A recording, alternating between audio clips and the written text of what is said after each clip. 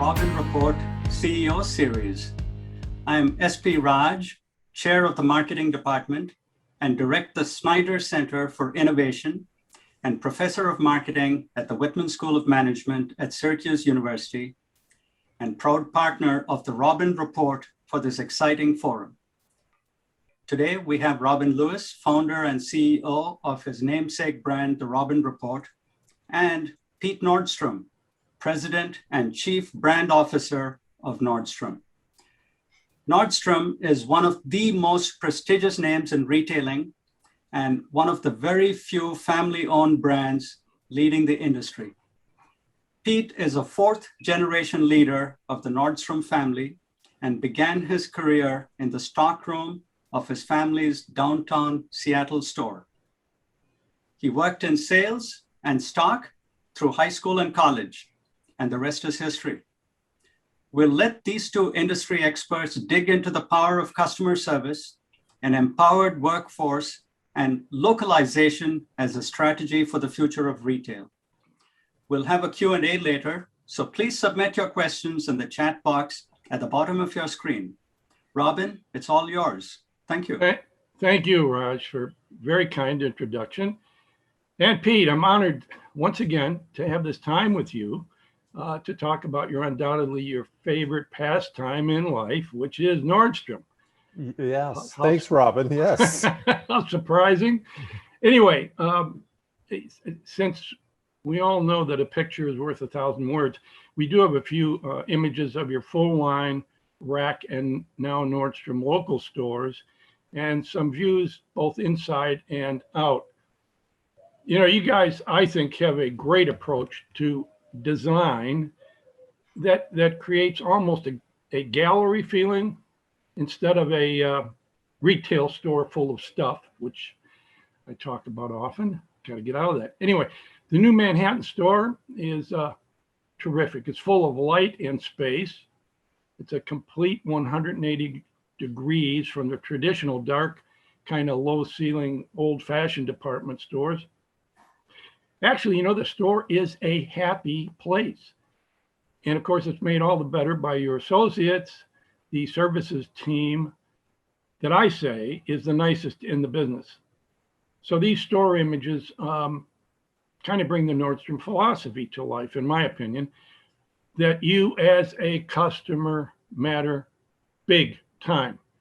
And by the way, if you're not shopping, there are plenty of places to go in their stores to eat a lunch or dinner or breakfast. So, and finally, the new local Nordstrom local stores kind of bring it all closer to you, the customer. So Pete, these images are great and are really architecturally appealing, along with, you know, some in-store sense of elegance and kind of the personality of what your brand stands for and represents to your customers. But, and I say this with a tremendous emphasis, they can't come close to what I call the beating heart that drives everything you guys do. And I always focus on this and bring it out. And it has been the same since Nordstrom was born in 1901. And to this day, what makes the brand, in my mind, superior to your competitors, and I say indeed all of retail, and that is management's, and more importantly, your sales associates, I say tenacious and never-ending, one could say obsession with satisfying consumers' desires, to the point that your entire enterprise supports that one end goal. And to this point, Pete, tell us about your historically vaunted inverted organization chart. You don't have to spend a lot of time on this, but it is recognized in the industry. The pyramid flipped upside down with the C-level pinnacle being in the bottom and the base consisting of your sales associates on top. So I say that kind of represents a lot about your company. And accordingly, they are empowered to do whatever they deem necessary to satisfy the customer. Obviously, there are legendary stories, too many to go into to cover our brief time here. But can you expand on this, Pete? And also, is it still as relevant in today's new world of retailing? Yeah, well, thanks, Robin. I appreciate the setup there. I enjoyed looking at those images too. It's nice. Our New York store is such a source of pride for us. And as you guys might imagine, I don't know if you know this, but we opened that store in October of 19, the tower. So we literally were in business about 4 months before it got shut down, which was, Yeah. it's tough. I mean, like you saw the picture, that one picture of the storefront, it still had scaffolding on it. So I think that scaffolding's gone now. So I'm actually anxious to see what it looks like. But we got a long ways to go to really earn the business that we think is possible in New York. But we're still really super excited about it. And if any of you guys get a chance to see it, I recommend going and checking it out. I like to tend to agree with Robin. It's a good experience, and it's a really compelling store. But I think to your point about the people thing, which is what you're touching on here, is, ultimately the biggest differentiator we have is the way we serve customers. I mean, period. And the touch point for that is most often defined through people. And if it's not specifically about people, at least their ability to be accountable, particularly as the ones that are close to the customer and anything that relates to a customer touch point. So we do have that inverted pyramid. And what I mean by that is, so like, people like me are at the bottom, and then people that interact with customers are at the top. That all came to be pretty organically, I think, just as the business evolved, from the generation of my great grandfather starting it to my grandfather and his brothers, and then my dad and his cousins running it. That inverted pyramid thing became formalized during my dad, the third generation Nordstrom. I think it was probably in the 70s, I think, when they developed that. And they were the guys that really took this idea of customer service and how to empower people to have ownership and input into that. They're the ones that kind of figured that deal out. And it was, to me, looking back on it, it's brilliant because there's a simplicity about it. There's a truth and a focus.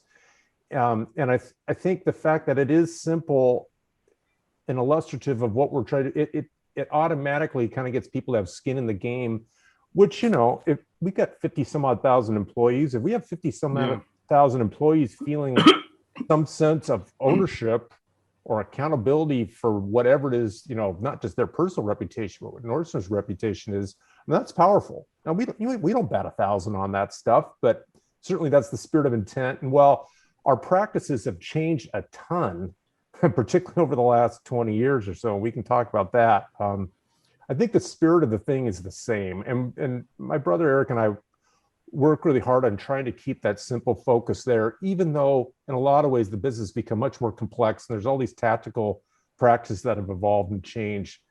I think, if we're doing our job well, it's maintaining that focus about the people that interact with the customers are the most important people in our business. Yeah. You guys, you really were first in that whole concept. And I think it's kind of drilled into your culture as automatic. But, I have to ask, who are these associates? More importantly, what are the requirements that qualify them to be hired? And I dug out this quote from your dad, Bruce, sometime during the 90s. He was quoted, "Well, we can hire nice people and teach them to sell, but we can't hire salespeople and teach them to be nice." So when he was asked, then who trains the salespeople?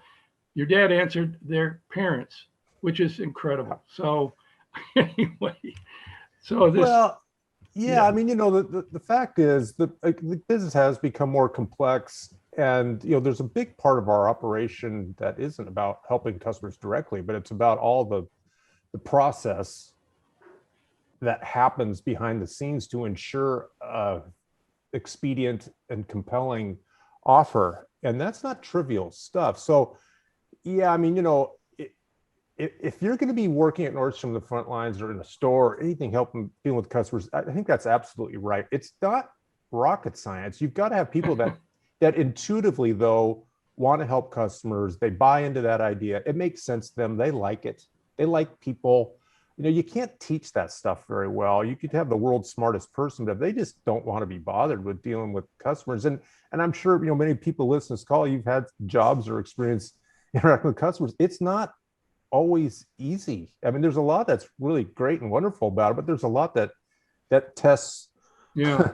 and tries people's resolve and patience stuff. But certain people naturally gravitate towards that. So again, that gets back to where the more time I've had, as I've gotten older, it's probably true with everyone. You appreciate stuff about your parents the older you get. But my dad and those guys, their ability to take complex ideas and make them really simple, I think really helped galvanize and energize the company around a purpose. And I mean, it is not trivial how hard that is to do. I mean, if someone dropped my brother Eric and I into some other company and said, you guys really know how to do this, go create a culture, I think it'd be really, really hard to take a culture of a company that's one way and make it something else. I mean, we're the benefactor of generations building on the momentum around the spirit of intent. And most people that come to work for us at one point or another were a customer, and they kind of get it. Like, I like Nordstrom. I want to work there. I like it. It's not like someone, I don't know anything about Nordstrom. I guess it's a good job. I guess I'll work there. It's a paycheck. We don't, that equation doesn't usually work great for us. Yeah. Well, that's, making the complex simple many times is common sense. And I've often said common sense is many times brilliant. Anyway, I had to start. I don't want to dwell on this, but I really did have to start it as an opener. Because I do believe it drives your brand, and it really does make you unique in many ways, superior to the competition. So now I'd like to move on to some questions I have, and I'm sure our audience and the Syracuse students, which we will get to towards the end of this conversation. But before I do, you and I had this short conversation the other day when we were talking about this interview. Since 1901, it's been a family brand, and it's evolved through several generations. It kind of as the retail business has evolved. And you mentioned some things the other day. So can you briefly kind of highlight some of the almost unbelievable changes that your father and grandfather would have in their day would have viewed as crazy? Yeah. Well, there's probably a longer list than what I can really get to. But one thing I want to say, just Raj, and it's a really nice introduction, talked about it's a family-owned business. It's not. It's a public company. Oh, I'm sorry. Yeah, no, that's okay. Yeah. Well, but I think that happens all the time. And there's a lot about that. No, honestly, there's a lot about that people like. I mean, it feels, I don't know, it feels more intimate or connected, I guess. And I think that's a good thing. But the fact is, we went public in 1971. And while my family owns a fair amount of the stock, we don't own a majority of it. And we're not entitled to be here just by virtue of what our name is. I mean, that was made abundantly clear to my brothers and I when we got our job 20 years ago, is, running the company. It's like, hey, look, this thing is grounded in results and doing what's the best to shareholders, not some entitlement program for your family. So I think that is a good starting place in terms of the humility needed to be successful in retailing. But when it comes to the practices that have changed, I mean, if you think about it, in my dad's generation, they ran the business from, the early 60s through, the mid 90s or so. Nothing really changed in the formula of how retailing in department stores was done. It was done in a physical building. It was all in the rollout where malls were happening. The growth plan had to do with, having the capital and the foresight and the wisdom to pick new locations every year and to keep growing and keep adding, So in the 60s, we were only a Northwest company. It wasn't until 1978 that our company put its first store in California, and then we started to expand. That was successful.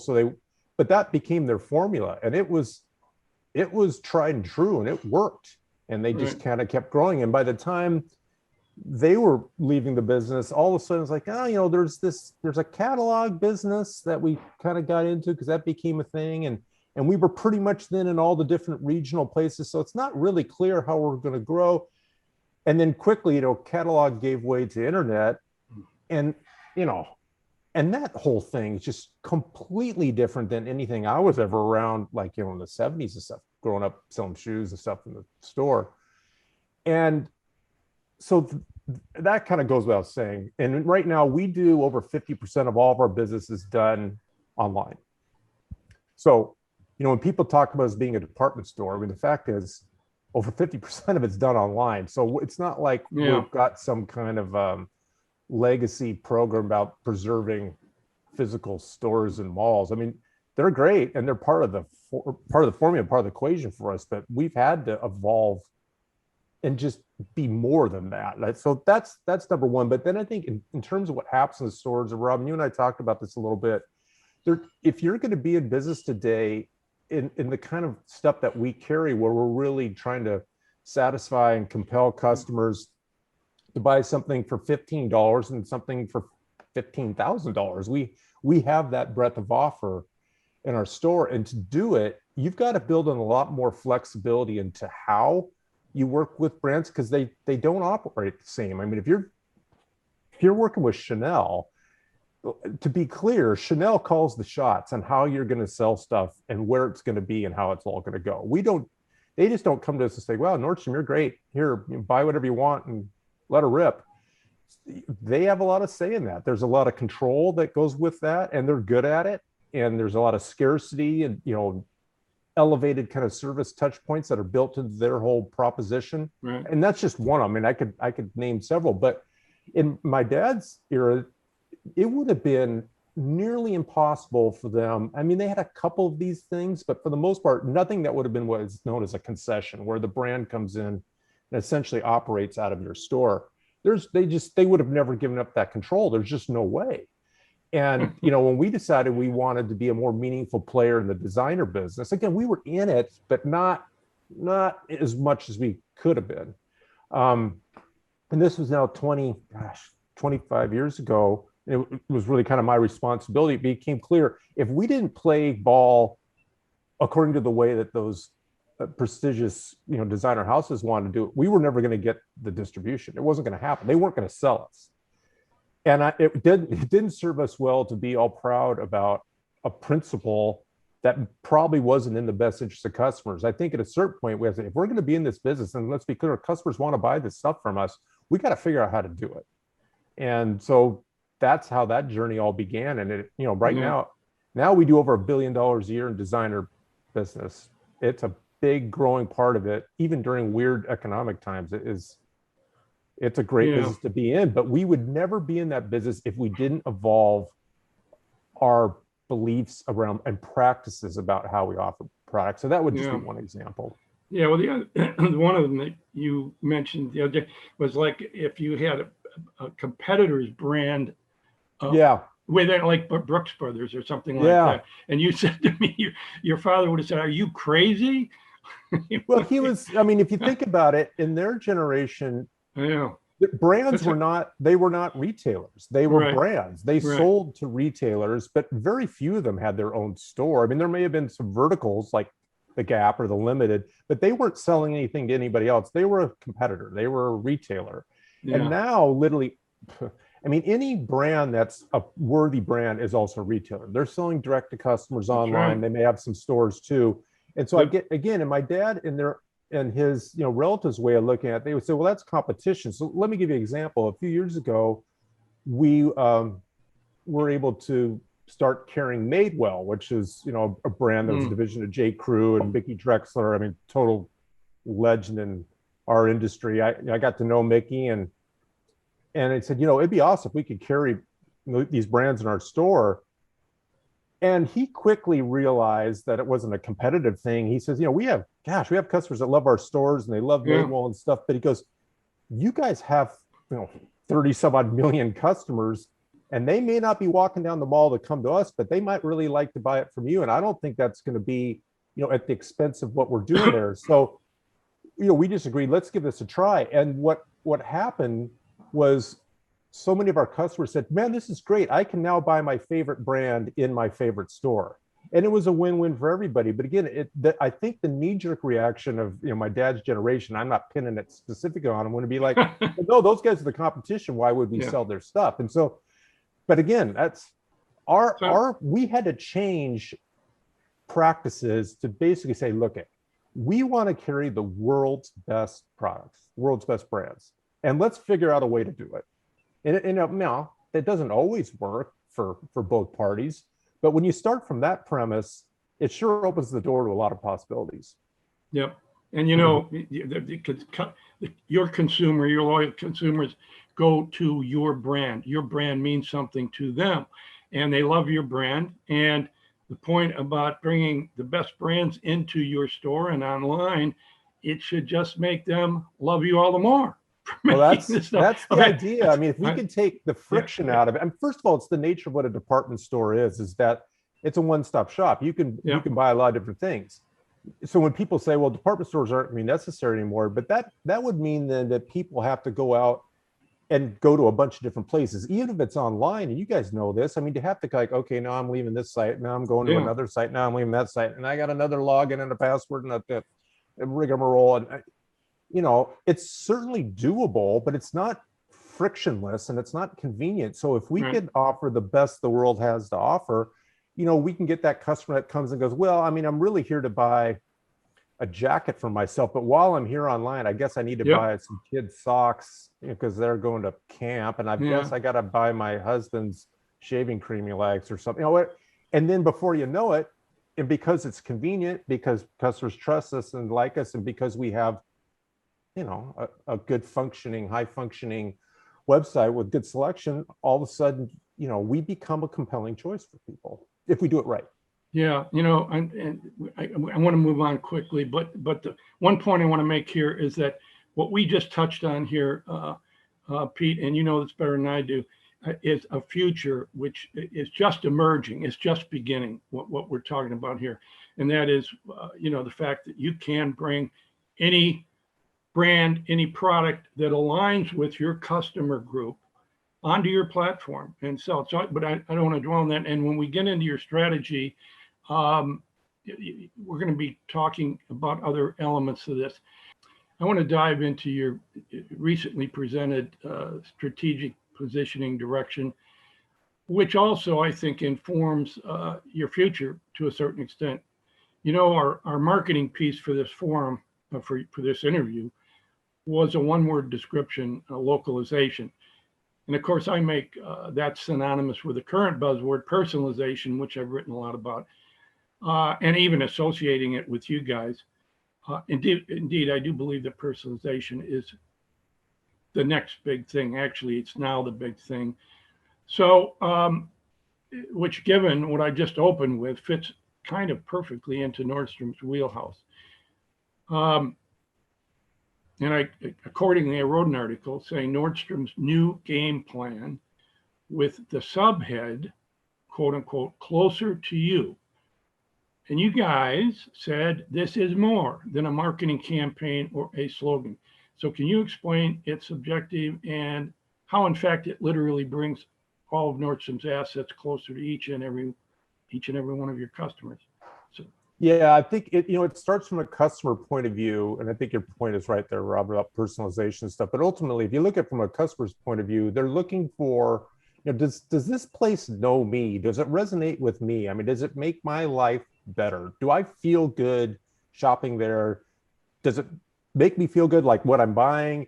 Is the process of buying convenient and easy? Do they know me, or is it a giant hassle? And, if you look at the essence of retailing, it's always been about this personal one-on-one thing. And where we've had the most success is, again, looking in the past, is where you had a salesperson that had a relationship with a customer, and that trust happened. And Nordstrom ended up being defined by that person, not by someone like me, but their touch point to Nordstrom. And it's these people that, created this high touch nature of what we do. And so, here we are now, and you have that high touch stuff, but you also have to speak to what customers, how they define good service. And it's not just this super high touch personal thing. It's convenience and speed and all that stuff too.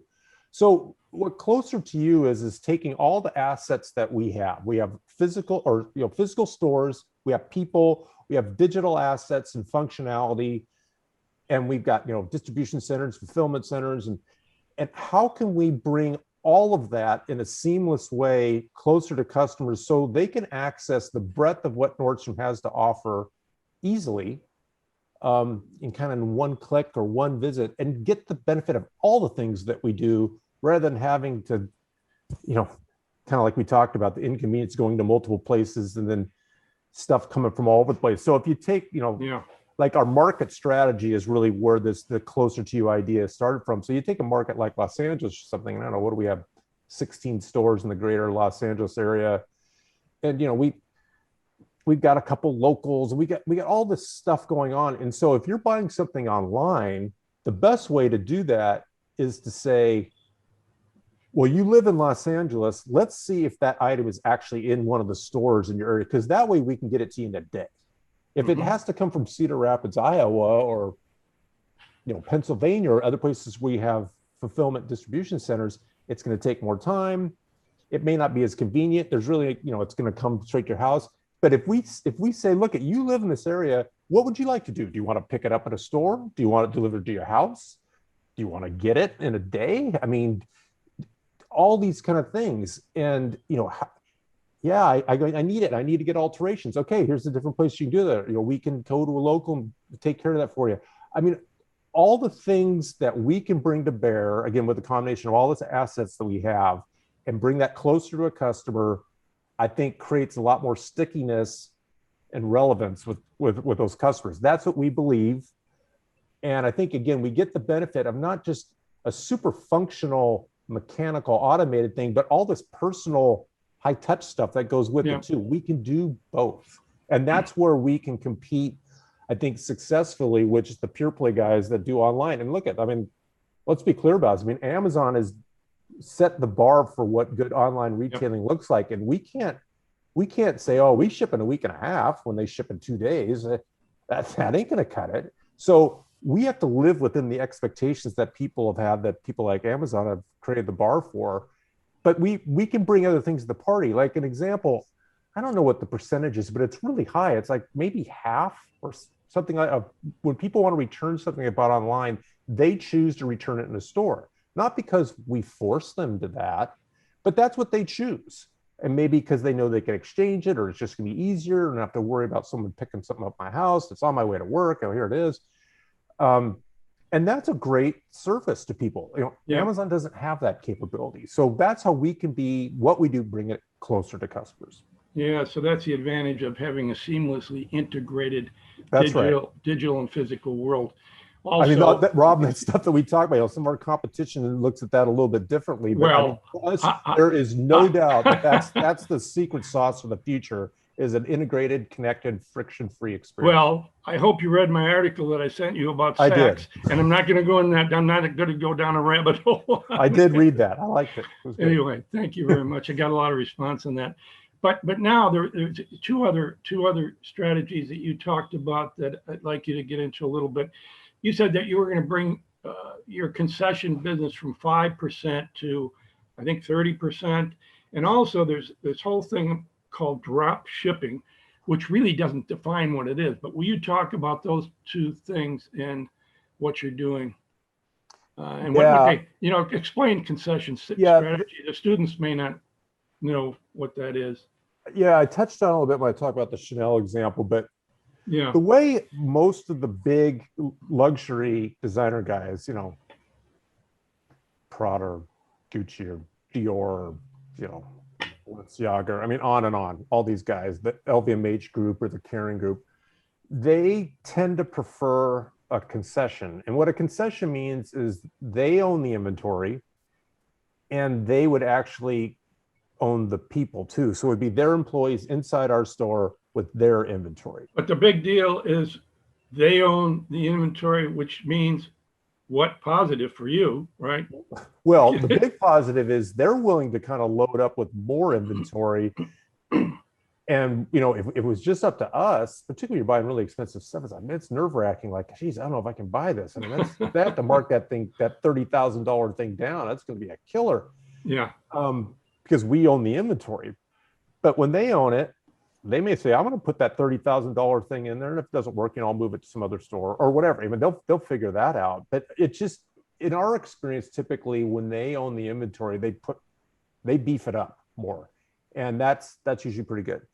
And then with the people, that can be a rub with us, because it's the problem we're trying to solve isn't usually our people aren't very good at selling your stuff. We give poor service. That may be true with some others, but that's not our problem. So, what we usually say is, okay, well, what problem are we solving for if you want to be in concession? If they say, look, I think we can do more sales because we're going to pump in the inventory, then we say, well, then maybe there's a hybrid way of looking at this. Maybe it can be your inventory, yet it'll be our people. And oftentimes that becomes something we could do. But anyway, that's the nature of a concession. So then what you get is you get a fee. Like, hey, look, I'll make this up. We're going to give you 18% of sales, straight up. And that's what you get for, we'll have this shop in your store, what have you. Now, the downside to that is we're a multi-brand retailer. We don't want to be a landlord that operates like a mall, where you just have a bunch of different shops run by different people. Getting back to a frictionless kind of ecosystem, that's a tougher deal. So we're willing to have some concessions, but they've got to be done well, and it's got to serve the whole well. I mean, again, we're not just trying to turn our business over to brands and say, we're landlords, which in a lot of ways, European department stores and Japanese department stores in particular, as you know, Robin, that they operate much more that way than we do. But I think it's fair to say, if we go to a brand and say, look, I'm not super hung up on whether it's a wholesale arrangement or a concession arrangement, we just want to have the best goods and serve customers in great ways. How can we do that together? And that usually leads to a great spot, because then it takes it out of a transactional relationship with brands and into more of a a collaborative one, and that's usually a better way to go. It just, again, there's some finesse to all this, and we have to work through that. But I think what we were trying to say is, we'll see where this all goes, but we're open to letting it find its own level. We're not going to artificially tamp down concessions if it bothers us, because we want to let it find its level based on what customers like best. Yeah, obviously it's working for you. What about this drop shipping thing?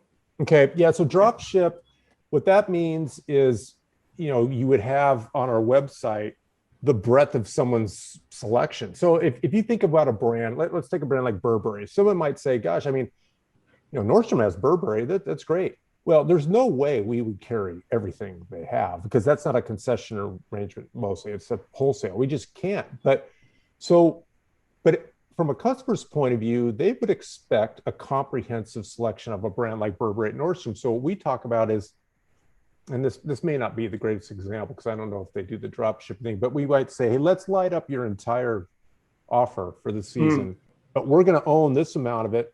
But online, it's going to be a seamless thing. If someone clicks, I want to buy this thing, then that may be a drop ship item, and it would go straight to them. It's shipped from their inventory, from their their fulfillment centers, and it comes to them. It wouldn't come in a Nordstrom box; it would come in a Burberry box, whatever.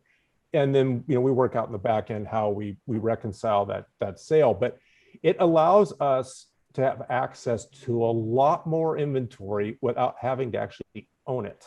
Which again, when you own a lot of inventory, there's a lot of risk. That the more inventory you own, like the more risk that you have. So it's a way of maybe sharing risk with the brands, yet benefiting from the upside. But it does mean they have to have capabilities to be able to ship and deliver in a good way. Yeah, you also mentioned that it kind of does create that endless aisle, so to speak. Right. Which it does. That's right. I mean, in a store setting, that would be overwhelming, but online, that may be okay. I mean, you might be again, like Burberry sells things like dog leashes or, pet food bowls or something. We may not carry that, but somebody go, I think that's awesome. I want that check Burberry dog leash, and like, boom, and here it comes. So it works out great. Yeah, it's good. Okay, quickly on to another AI, artificial intelligence, data analytics, that gets to personalization.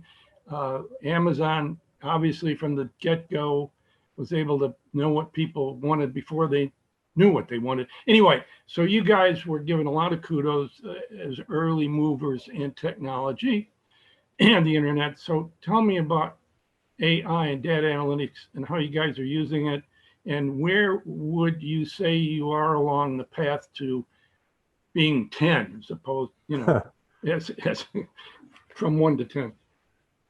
Well, gosh, I mean, it's hard to know because the capabilities of technology and data keep evolving and improving. Like I have young kids, they always ask, is technology going to be better like in 10 years? I said, yeah, it's going to be better in ways you can't even imagine. There's going to be stuff happening that you have never even thought of that, I just think about in my lifetime. You think about our kids' lifetime, my goodness, it's really going to change.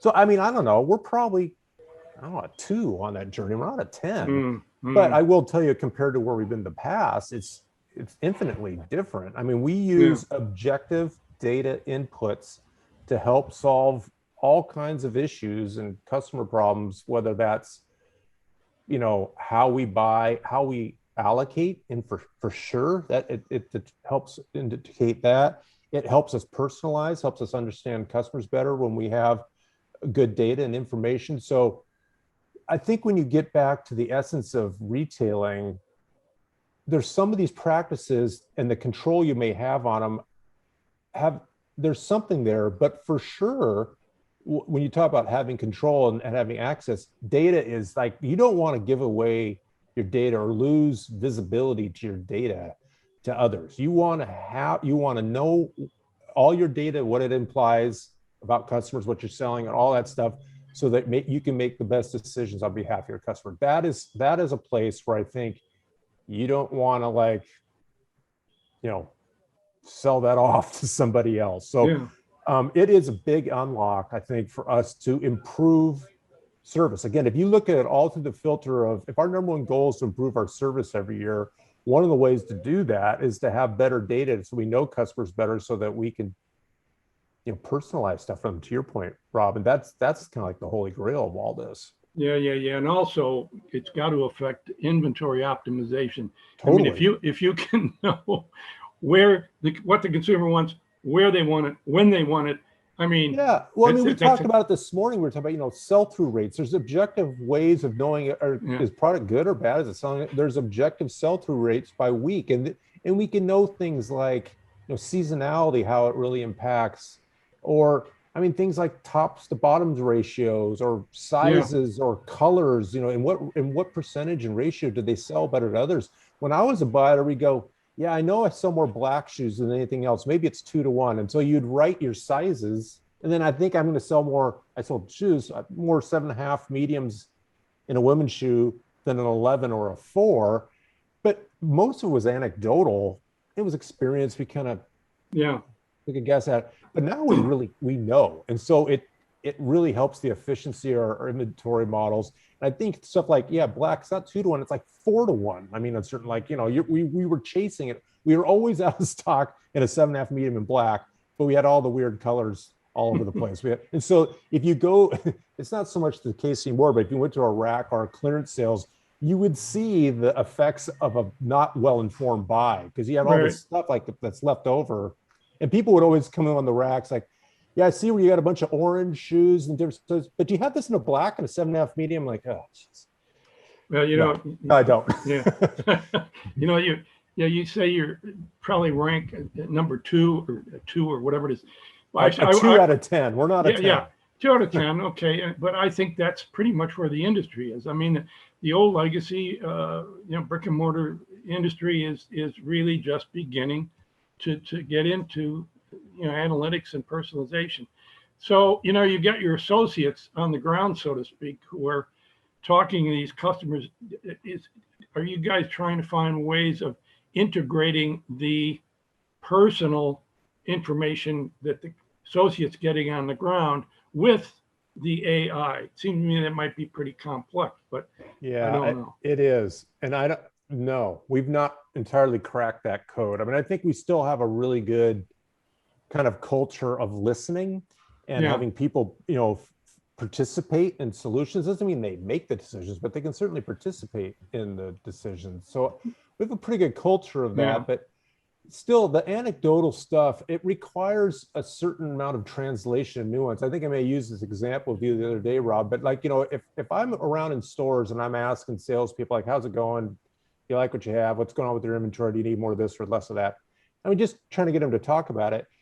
Their frustration level, because they don't have complete control, usually creates hyperbole. So they may say things like, yeah, I'm glad you asked. We don't have any pants. We don't have any pants to sell. Yeah, I'm like, yeah. you got a whole bunch of pants. Yeah. And what that usually means is there's a style of a really hot pant that we have that we probably don't have any black ones in, or so. Again, the dominant. Back to my shoe example, and then it's like, okay, because you can kind of get to the bottom of it. But if without some kind of translation that stuff's hard. But it's a great question, Robin, and I can only imagine with improved technology, we can make that a more practical input to decision making, which would be better. Because to be clear, what data shows you is what you've sold. It doesn't tell you what you're missing. It doesn't tell you, like, one of the things we like to ask salespeople on the floor is like, what is the thing that you walk most often? What is the sale you miss most often? Is it a certain brand we don't carry? Is it out of stock and something really hot? What is it that if I could solve one thing for you so you didn't walk any customers today, what would that one thing be? And that's revealing, but we wouldn't really know that from data inputs necessarily. Yeah. So one real quick question and answer, and the pandemic, we got to hit on that. Do you think any of your market share was stolen by the essentials groups? And do you think if you lost some market share, do you think you'll get it back? Oh, we lost market share for sure. You kept some online, right? Your online business went. But I mean, I think, we look at it broadly when we look at market share, very broadly. And, the fact is, the more essential retailers, they benefited from it, and they deserve credit. I mean, if you think about Target and Walmart and Amazon and these guys, I mean, they're good and they know what they're doing. But in that moment, deep kind of in the COVID thing, when people aren't getting anything new for any kind of occasion, and I don't mean like occasion you're wearing a tuxedo, but I'm talking about occasion, I'm just going out to dinner, or I'm going to be around other people, or I go to work, or I'm going to my kid's school play, or I mean, it could be anything. Those things are catalysts for people buying stuff. But when you don't have that, I mean, people might be buying some clothes, but it's not the same. They're not buying for a whole bunch of occasions. And so it just tamped all that down, that spending down. So yeah, we lost some market share, but I know it's starting to come back. And, one of the things that we're looking forward to is when people feel comfortable being out there and amongst other people, it's going to be a catalyst for someone saying, geez, I want to get something new. I want to wear, I want to feel good. I want to, buy something new that looks great. Maybe my clothes don't fit me anymore after sitting on Zoom calls for a year and a half. I don't know. Maybe it's time for some new clothes. But that whole thing is going to serve us really well. So we're looking at inputs like travel or weddings or when are people going back to school, or I mean any of these things that create moments for customers, even like holiday stuff. If you're gonna be around other people, that's a moment too. So I'm giving you a long-winded answer, but we did lose some market share. I think we'll get it back, and I think we'll actually go from being in a disadvantaged place based on what it is that we carry, what we do, to an advantage place pretty soon. So we're cheering on vaccinations. Trust me, we're all for more vaccinations. Well, they say that by midsummer things are going to start to lift, and I hope that's true. Real quickly, because I don't want to shorten the time that these students have opportunity to send questions to you, but I wanted to get this in. You just launched your live stream shopping channel, and I know it's going to be interesting to all of those millennials and Gen Zs out there. Can you tell us about it? What is it? That gets back to what I was talking about, the spirit of working with our brand partners to say, what can we offer them that's going to feel interesting, exciting? And we used to do things in stores, Robin, like trunk shows and stuff, which, the vendor would come and they would show a bunch of stuff and they would be there. And and maybe take some special orders on things. But you can make this a lot easier and simpler than all the rigmarole that goes with a trunk show in a store. You can do live stream stuff based on like the runway fashion shows, or just having real-time access and visibility to what the brands are showing and the breadth of it and all this stuff. And it's exciting. I think customers like that unfiltered, I love this brand. I would love to see what they're doing without Nordstrom being in the middle of it. I'd love to see that. So what we can offer brands is, hey, look, we've got 35 million customers. Do you want to find a way through us to get to them directly so you can tell your message and and they're like, heck yeah, we want to do that. So, there's a lot of logistics that have to be worked through to pull off a live stream. And it's early days for us in learning how that all goes, but that functionality exists. People like it. Yeah. And we're going to keep iterating on that to make it, just another thing that we can do, another arrow in our quiver that can satisfy customers. It's another point of distribution. That's right. That's exactly Thousands. Right. And anyway, CoreSite research, it's exploding in Asia apparently, and CoreSite research estimates that it will reach a $25 billion business by 2023. I'm sure. Yeah, I'm sure. So it's a big deal. That's the exciting part about technology. We shouldn't look at it as a threatening thing. We should look at it as an enabling thing. It's like, hey, we can embrace a lot of these different things that would make customers happy. And ultimately, that's the ultimate outcome for us. If we can make customers happy and engender a sense of loyalty and trust with them, and we become that platform, that marketplace, that store, whatever you want to call it, the go-to place for them, then we're going to win. Yeah. Well, listen, I think, Shelley, are you going to come on with some questions? Let's jump to that, because I know you really wanted to interact with the I'm students. all for questions. Bring it on. Yeah. Like, maybe you can give me a comment, like, how can I get my basketball team, University of Washington, be as successful at Syracuse? We did hire one of your ex-assistant coaches, but we're struggling a little bit right now. And I was envious of the Syracuse run there in the tournament. You guys did a good job. Well, thank you for that. I have fielded so many questions for you. I've tried to organize them. I'm not probably going to get to all of them, but since they're very— Bring them on. I got time. Let's go. All right. Well, let's start from the beginning. Do you have advice on how one can begin to work their way up in their career and how to take initiative as an entry-level employee? That's a great question. The thing I tell all young people that want to start, and I'll just speak about our business, is you got to touch all the bases. You can't just say, well, I've got this degree from Syracuse and I know some things. So, I would like to start in this job. People have to start somewhere. And the point is, there is no substitution for experiences. When we talk about people we want to promote and give new jobs to, what we talk about is, what have they done? What are the different experiences that they've had? Have they had a breadth of experience? Are they a narrow subject matter expert? So there's no substitute for that. It's probably not what you want to hear, but, and I think about in our business, it's the people that are likely to end up having the big jobs here, where you're running kind of the commercial part of the business, are the ones that have experience actually doing retailing, interacting with customers, selling things and stuff. So, I can only speak for myself. It has served me extremely well struggling to try to sell a pair of shoes to people. That experience never leaves you, and it's helped inform, I think, the customer centricity of what we do. So I think what it's important is you got to be able to advocate for yourself. And I think you have to take the initiative to seek out the opportunities that are a good fit for you, but you got to start somewhere. So I suggest just getting started and then start figuring out the opportunities that are available in our company. If all things being equal, we prefer to hire someone from within. So if you've got a skill set or something, I just get started here, and then we'll get it figured out. We'll get it going. And it never follows a super linear path. You may end up doing something you never dreamed you'd be doing. Like, I get this all the time. People say, I want to be a buyer, and I want to be a buyer of men's clothes. Well, before you know it, they might be, doing some kind of allocation in kids' shoes or something.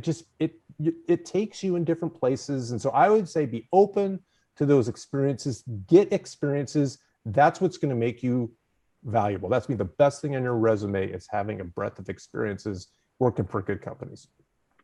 Great advice. The next question is, as the company grows, how do you continue to cultivate intimate relationships with brands and customers? How do we cultivate that? Well, there's no substitute for that high touch nature of how these things go. I don't know. I mean, one of the things that benefits our merchandising team, which is the area that I'm most closely attached to and support directly, is some familiarity and connection and reputation with the brands we do business with. I mean, if you've got a trusting, collaborative relationship, one that's not transactional, like we talked about, but one that's more collaborative, there's so many things you can do. I mean, like the live stream possibility or drop shipping, or there's all this stuff that is possible if you're actually collaborative in nature. And we benefit from that. I mean, a lot of the people we have in merchandising have been doing it for a while, and they've got good relationships out there. They've built up trust. And, you know, probably the best thing that I can hear when I'm interacting with brands is if they say stuff to me like, your team's the best. We love your team. We love working with your team. There's things we would do with you guys that we wouldn't with others because we trust you guys and we think you do a great job. I mean, that lets me know that we are on the right track, and it can be a big competitive advantage for us. So there's really no substitute for investing in relationships, I think is how I would say that, and continuing to nurture those relationships. We can't do it all ourselves. We're not a vertical. We need the goodwill and collaboration of great brands to be successful. It's a great way to look at it, for sure. What upcoming retail trends inspire and invigorate you most for Nordstrom? Trends. Well, the good news is it keeps changing, it keeps going, so it makes it fresh and entertaining. We used to talk all the time, Rob, and about the cycles of the business. Mm-hmm. And that's true to a degree, but there's so many things that are kind of new. I would say the big trends, and this has been going on for a while, but it's really come into clearer focus. It's just generally the casualization of America. I mean, look at what Robin's wearing and what I'm wearing. If we had this call 5 years ago, there's no way we'd be wearing them. Coat and tie. We would be, for sure. And that doesn't mean I don't never wear a coat or tie. It depends on what the situation is. But I just think people having the freedom to dress less in what's kind of a expected uniform, but more what makes them feel good and comfortable. That's interesting. And I think it's an opportunity. It's potentially a problem for retailers, but it could be a big opportunity too. We're in all these businesses. We sell active clothes. We sell all of it. So that's really interesting. And I'd say the other one, well, there's two other ones. One of them is kind of tapping into the diversity that's out there and representing and offering brands that might be more new and kind of discovery for people that are perhaps owned and operated by, minorities, the people of color, what have you. There's a great platform for us, I think, to enable a lot of that to come up, and that diversity and choice is compelling. So I think people are interested in that. And then last, I'd say the sustainability thing. It's always been a thing, but it is now a commercial thing. I mean, it moves the needle if you've got product that's got legitimate sustainability commitments and outcomes, and is also compelling. Now, sometimes it's not, you don't get both, but if you can get that right, I think if we can figure out how to offer great looking, clothes that are sustainable, that is a winning hook. And so that's exciting too. And there's a lot going on in that space. Excellent. A great investment in and superior level of service has proven to be a landmark of the Nordstrom brand. But as a pioneer for that philosophy, was Nordstrom initially met with any pushback, and how was that handled? Well, like I said, it all happened organically. I mean, no one showed up at Nordstrom one day and said, I went to Harvard Business School and I read this in a book about how to be a good retailer, and this is what you're going to do. It just never worked like that. What happened was all these experiences of people interacting with customers and iterating on that to do it better. I mean, it's just things as simple as, boy, customers sure seem to like it more when you're nice to them rather than when you're mean to them or have a bunch of rules. Okay, we should have less rules. Maybe we should be nicer. Or, gee, it seems like the happiest customers leaving our stores are the ones that actually have bought something. Maybe we should figure out a way to sell them more. We shouldn't apologize for selling them things. They seem to like this.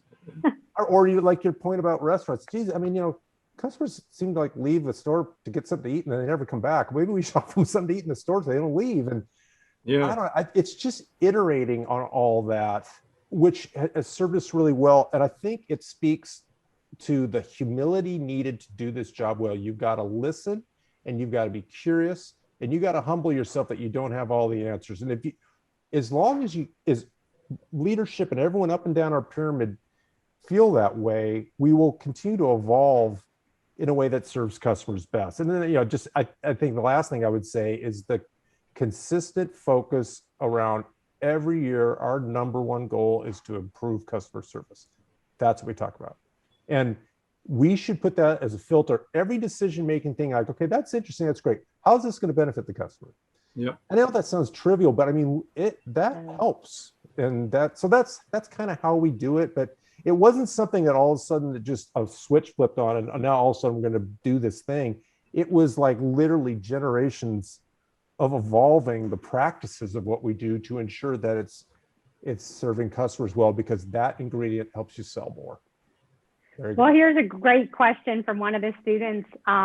So with that emphasis on personalization and empathetic service, how do you translate that into the e-commerce environment?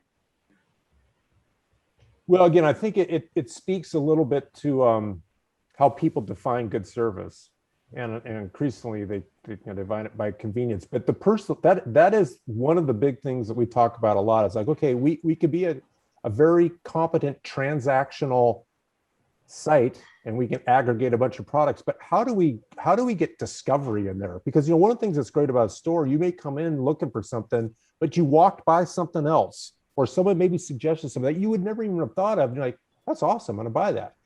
That serendipity doesn't happen well online unless you're really clever about how to get stuff in front of people. So AI data helps, we know this person likes these kinds of things. They search for these kinds of things. Like, if you like this, you might like this. There's a lot of that goes on. And then I would say, video, which kind of helps bring a lot of this stuff to life, figuring out a way to do that.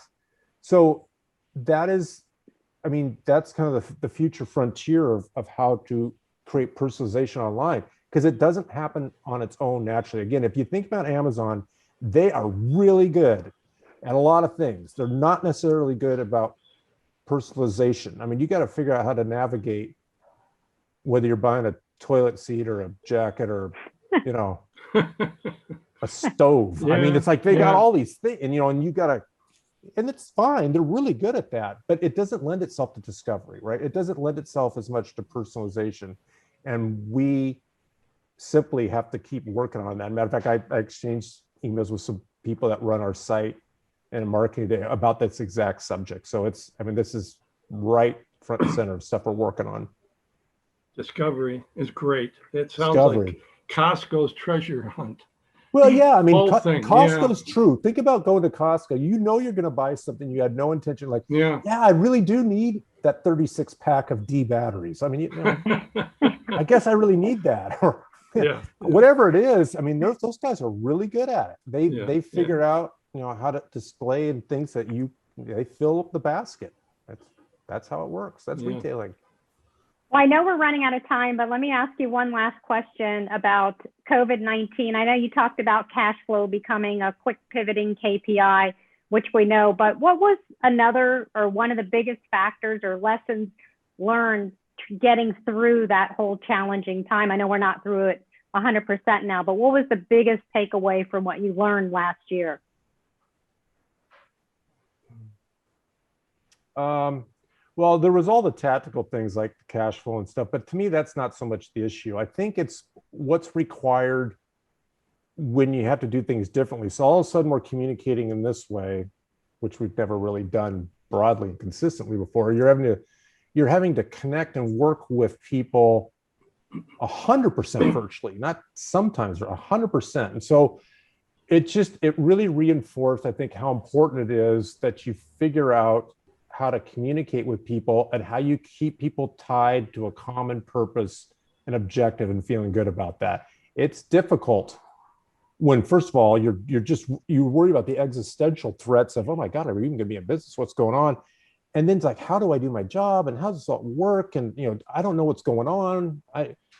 So I think it's just all that stuff about how to keep the company connected. Again, the tactics will change how to do that, but the spirit of us having a servant management thing where we're trying to support people, where we're trying to, keep the focus clear and enable people to do a great job. And it's all of that stuff.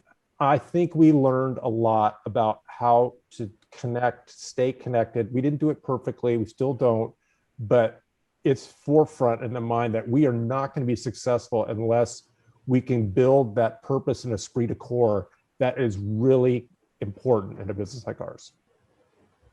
I love your idea of servant management.